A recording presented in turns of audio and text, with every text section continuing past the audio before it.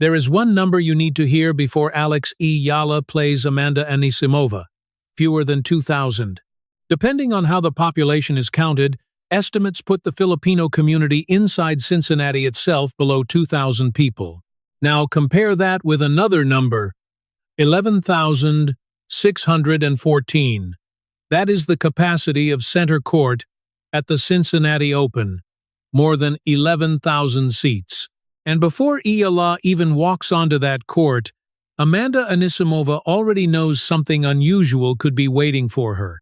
A packed stadium, a loud crowd, Philippine flags across the stands. Support that could make a tournament in Ohio feel very different from what the local population numbers suggest. So, how does that happen? How can a city with a relatively small Filipino population produce an atmosphere that might feel like a home match for a player from the Philippines? Where are all those fans supposed to come from? That is the mystery. And the answer tells us something much bigger about what is happening around eala right now. Because the first mistake is assuming that every Philippine flag inside center court has to belong to someone who lives in Cincinnati. It does not. In fact, the Cincinnati Open is not even played in downtown Cincinnati. It is held in Mason, Ohio, roughly 30 minutes away. Columbus is around 90 minutes away by car. Other communities across Ohio are within reach. Nearby states are within reach. Suddenly the question changes. Stop asking how many Filipinos live in Cincinnati. Start asking how many Filipinos can reach Cincinnati. That is a completely different number, and Washington already gave us evidence that this is not just a theory. During the Washington tournament, eala kept winning. The opponents became more famous. The matches became bigger. The stakes became higher. And something else grew at the same time. The Filipino presence. Flags appeared. Voices became louder. Fans followed her deeper into the tournament. By the time eala reached Jessica Pegula in the final, the crowd had become part of the story. Pegula was the American player. The tournament was being played in the United States. Yet the Filipino supporters around eala became impossible to ignore. That alone was interesting, but another number made the story much bigger, 80%. Tournament leadership said that during one period, roughly 80% of the questions reaching the ticketing operation were connected to one thing. When is eala playing? Think about what that means. Posting online is easy. Sharing a highlight is easy. Writing congratulations takes seconds. Buying a ticket is different. You have to choose a day. You have to spend money. You have to plan transportation. You may need time away from work. You may have to bring your family. You may need a hotel. You have to physically go somewhere. That is the moment support becomes behavior. And behavior is much harder to dismiss. Washington showed that people were not only watching eala, some of them were moving for eala.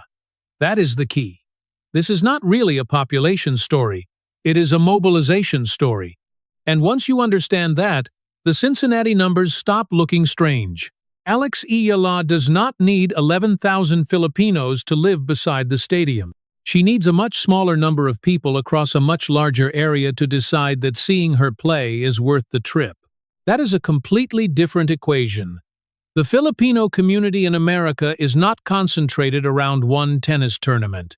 Roughly 5 million people of Filipino descent live across the United States. California, Texas, New York, Nevada, Illinois, Florida, New Jersey, Ohio, and many other places.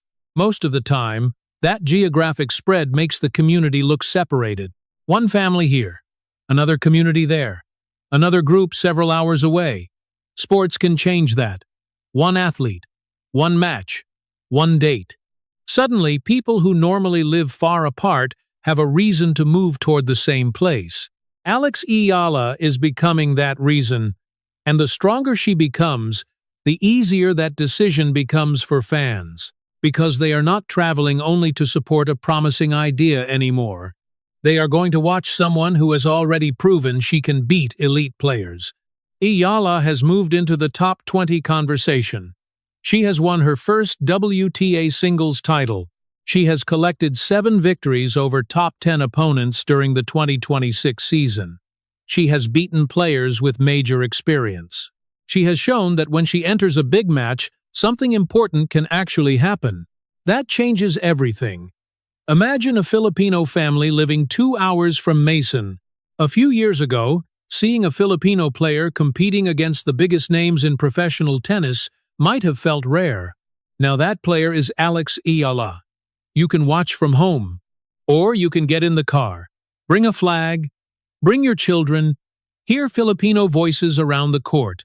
Watch someone representing the Philippines stand across the net from one of the best players in the world. That is no longer just a tennis ticket, it becomes a memory. That is why distance starts feeling smaller. 2 hours feels manageable. 3 hours becomes possible. A hotel can suddenly feel worth it. A weekend can turn into a family trip. And that is how a fan base becomes something bigger than numbers on a population chart. Washington was the first major clue. Cincinnati may become the next one. And this time the opponent already appears aware of what could happen. Amanda Anisimova has never played Eala before. There is no long rivalry. There is no dramatic history between them. No previous final. No old argument. No revenge story. Yet even before their first meeting, Anisimova has acknowledged the possibility of a very full stadium around eala. That matters, because the reputation of the crowd is beginning to arrive before eala does.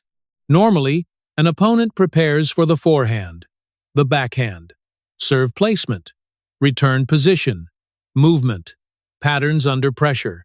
Now there may be another variable, noise, a lot of it.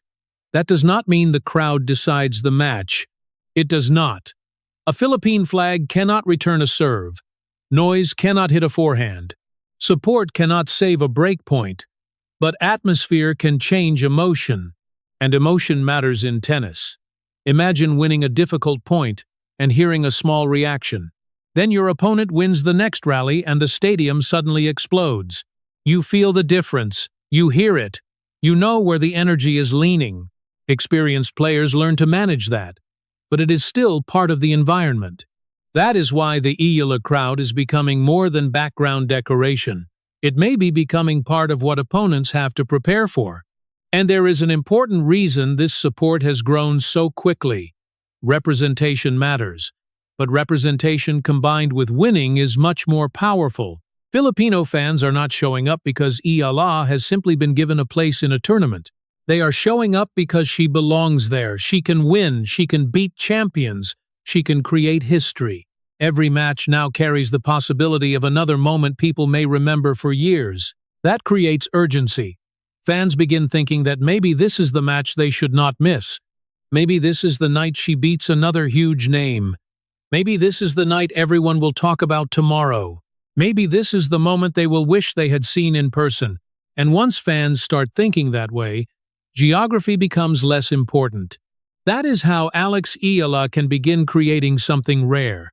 A home court without a fixed address. Think about that. American players normally receive their strongest support in America. French players feel it in Paris. British players feel it at Wimbledon. Australians feel it in Melbourne. But diaspora support works differently. It can move. The city changes. The country can even change. The flag stays the same. Washington can feel Filipino. Cincinnati can feel Filipino. Toronto can feel Filipino. New York can feel Filipino. Not because every person in those stadiums supports eala. Not because every venue becomes completely one-sided. But because enough people can gather in one place to create a sound and an atmosphere that travels with her. That is the portable home court. And Washington gave us more than enough evidence to take the idea seriously. Fans appeared. Ticket demand followed. The tournament noticed. Players noticed.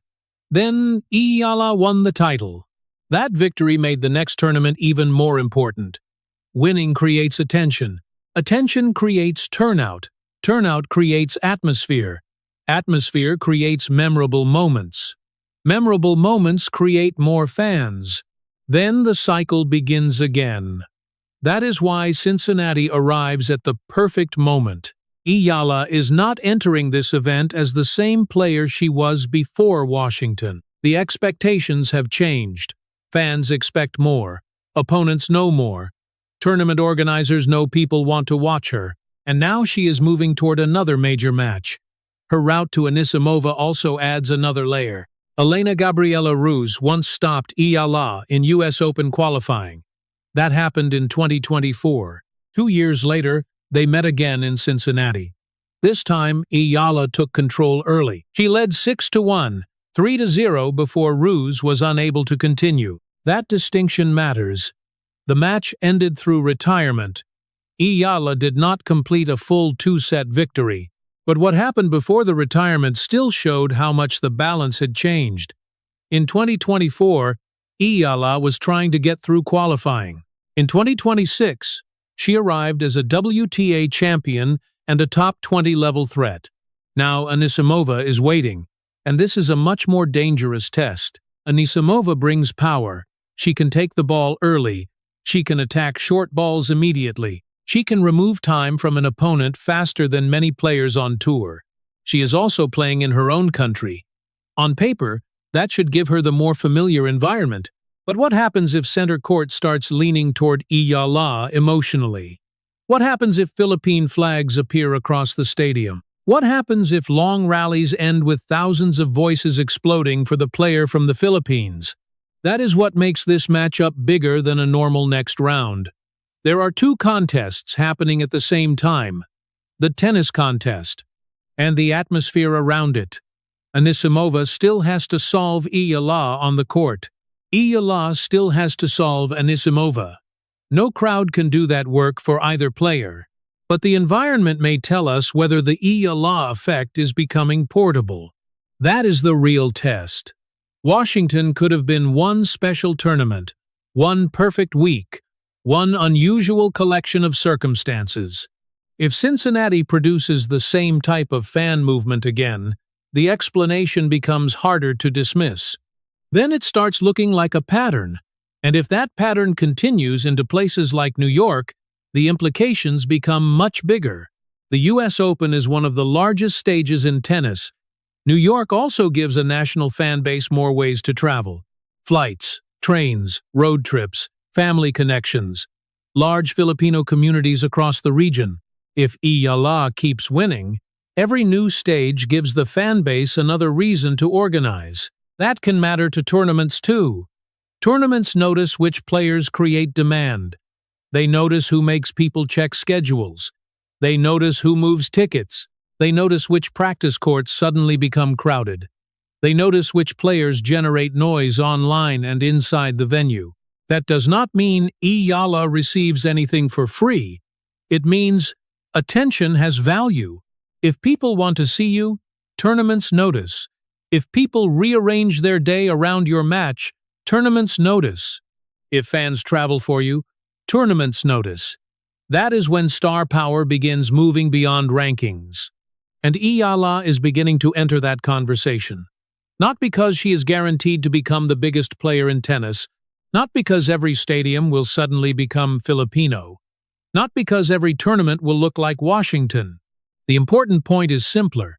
Her support is becoming visible enough to affect the atmosphere around events. And that is rare. It also explains why the original Cincinnati population number can be so misleading. Fewer than 2,000 people in the city does not mean fewer than 2,000 potential eala supporters can reach the stadium. The crowd was never limited by the city boundary. That was the wrong way to measure it. The real question is not how many Filipinos live in Cincinnati. The real question is how far Filipino fans are willing to travel for Alex Eala. Washington suggests the answer may be farther than people expected. Cincinnati could give us another answer. And Amanda Anisimova will be standing on the other side of the net when we find out. If the stadium is loud, watch where the flags are. But also think about something the cameras cannot show you. Where did those people come from? How long did they drive? How early did they leave home? Did they bring their children? Did they organize with friends? Did they turn one tennis match into an entire weekend? Those questions matter more than the Cincinnati population statistic, because that is what separates ordinary support from a traveling fan base. 2,000 was never the ceiling. It was the clue. The clue that maybe Alex Eala is building something tennis does not see very often. A home court without one city. A crowd connected by identity instead of geography. A fan base willing to move when she moves. And every time she wins, that fan base receives another reason to grow. So when Alex Eala walks onto center court against Amanda Anisimova, do not only watch the scoreboard, listen. Look around the stadium. Watch what happens after Eala wins a long rally. Watch the reaction when she breaks serve. Watch how the building responds when momentum begins to move. Because Cincinnati may answer a question much bigger than who wins one tennis match. Can the eala effect travel?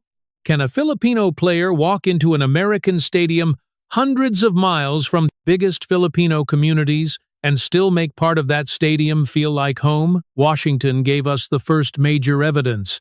Cincinnati may give us the next. And if it happens again, stop asking how many Filipinos live in the city. Start asking how many were willing to travel there. That is the number that could explain everything.